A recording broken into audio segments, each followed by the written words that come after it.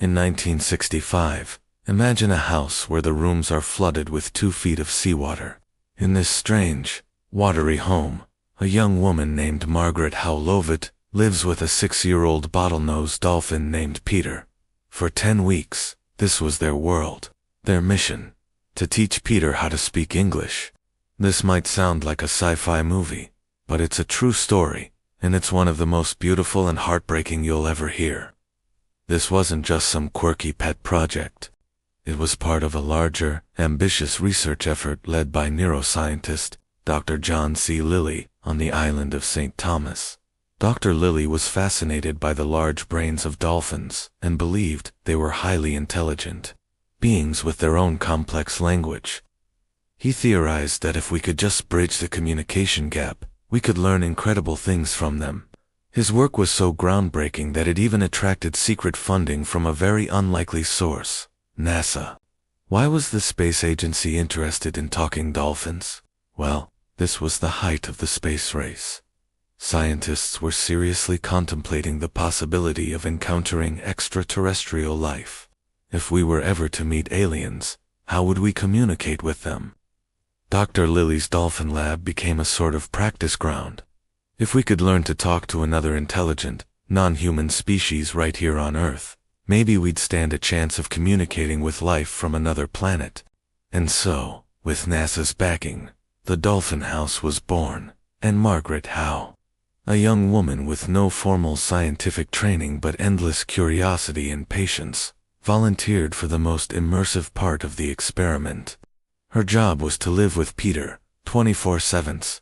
She slept on a mattress suspended just above the water, ate her meals at a floating desk, and spent every waking moment trying to form a bond with him. She wasn't a scientist trying to extract data. She was a teacher, a friend, trying to build a bridge between 2 worlds. Her methods were gentle and based on play. She would repeat words over and over, associating them with objects and actions. "Ball," she'd say, holding up a ball. "Hello, Margaret," she'd repeat, pointing to herself. For weeks, it seemed like an impossible task. Peter would make his usual clicks and whistles, mimicking the rhythm and cadence of her speech, but not the sounds themselves. Margaret kept a detailed log of every sound, every interaction, every tiny hint of progress. She filled notebooks with observations, convinced that Peter was trying, that he understood more than he could say. She saw intelligence in his eyes, a curiosity that matched her own.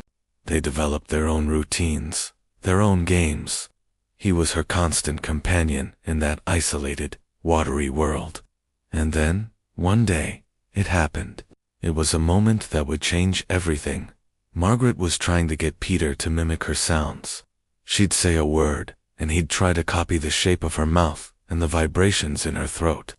She was trying to get him to say the M sound, the first letter of her name. Margaret. Suddenly, Peter pushed his blowhole above the water, contorted his muscles in a way no dolphin had been seen to do before, and a sound came out.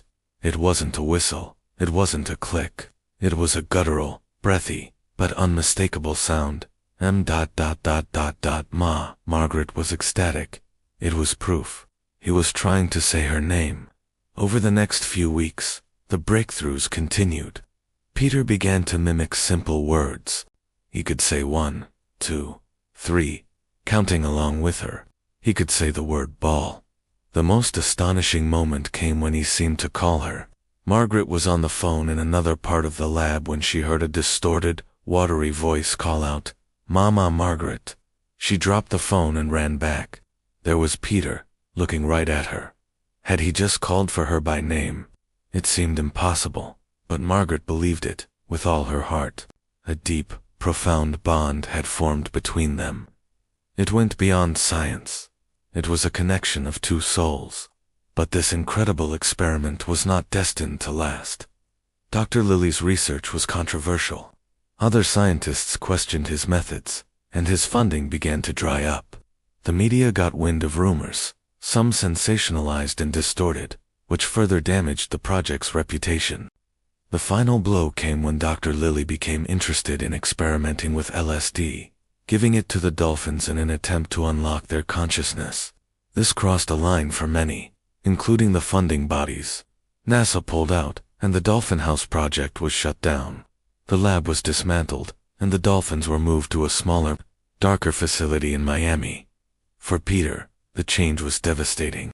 He had spent months in a sunlit, stimulating environment, in constant, loving contact with Margaret. Now, he was in a small, concrete tank, alone. He was separated from the one human he had formed such an incredible bond with. Margaret wasn't allowed to go with him. Their connection was severed, just like that. And this is where the story turns truly heartbreaking. Dolphins are not solitary animals. They are deeply social and emotional.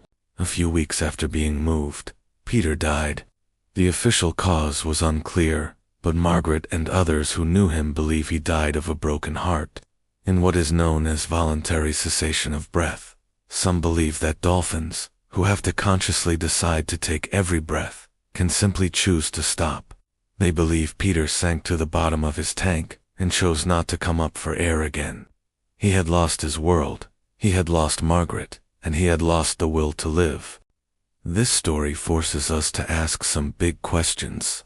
What is intelligence? What is consciousness? And what responsibilities do we have when we form connections with other beings? Margaret Howe never saw herself as a scientist. She said, "I didn't set out to fall in love. I just wanted to understand." She just wanted to connect. That desire for real, honest connection is something I think about a lot. It's what inspired me to start something small and a little strange of my own. It's called Johayna, which is Arabic for little jewel. My vision is to build a quiet, honest family of kind people who choose to truly understand and support each other. It's a group where we pool 5% of our monthly earnings into a shared fund, not for profit, but to help each other live better, dream bigger, and never feel alone. Right now, it's just me.